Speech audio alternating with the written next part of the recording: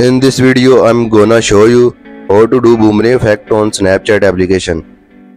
Snapchat doesn't have its own boomerang effect, but I know a trick that you use to easily apply a boomerang effect to a video. Before applying this trick, you need to make sure your app is up to date. Then open it.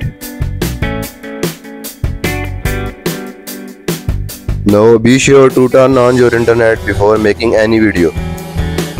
If you want to use a filter, click on the emoji icon.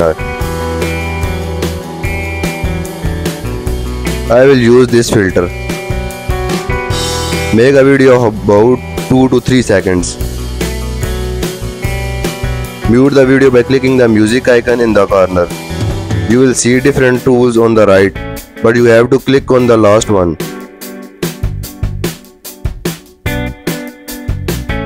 If you click on this infinity icon 3 times, your video will get a boomerang effect. You can now send this video to your friends by clicking the send to button.